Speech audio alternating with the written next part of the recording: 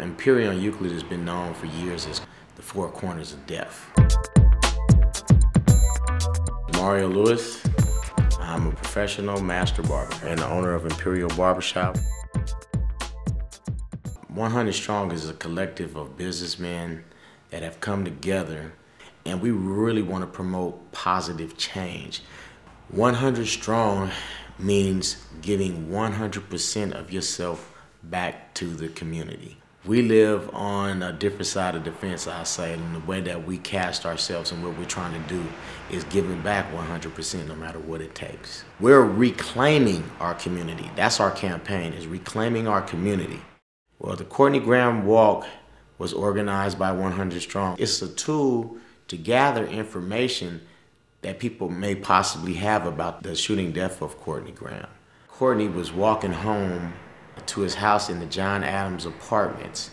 There's a back thoroughfare to go to the back of the apartments and to go to his home. Some person jumped out of some bushes or whatever and shot Courtney 6 times with his backpack on.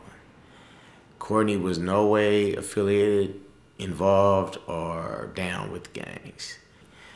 It touched me so hard, it touched the whole barbershop so hard that we felt that it was time for 100 Strong to get involved in trying to solve a lot of these unsolved murders and start really knocking on doors to be a vigilant force in the community. We called upon volunteers through our social networks and emails. We met up in the FanMart parking lot on Euclid and 54th, and we branched out in teams.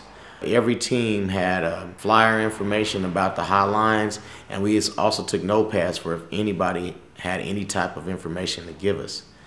So after that, I mean, we started it off in prayer. We broke off into our teams. We covered a lot of area in a short time.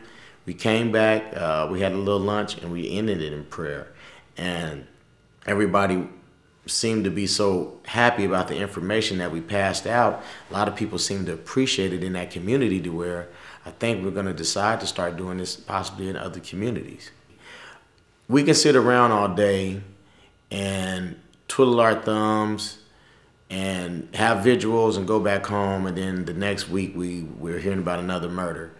We've decided to take it a little further, go knock on doors, cooperate with the police department, and to continue this effort to let these guys know that if they're gonna shoot in our community, we're gonna be knocking at doors. And not only are we gonna be knocking at doors, we possibly will be knocking at your door.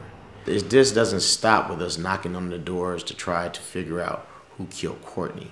It's also giving people information. It's also possibly putting together volunteer community safety patrols in our area on the weekends. We have to police ourselves.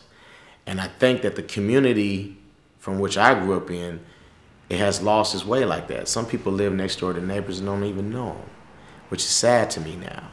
So our community's changing, the way that we think and the way we act is changing, but we need to start going back to the old core values of how life was back in the day. Regular people such as myself and others around the city, we need to really strive in trying to be creative in finding things for these young people to do. Being a barber and in this barbershop, I talk to children daily that live in a 5-mile radius state of mind. And what I mean by a 5-mile radius state of mind, the only thing they know is their community. Some of them never been to the beach.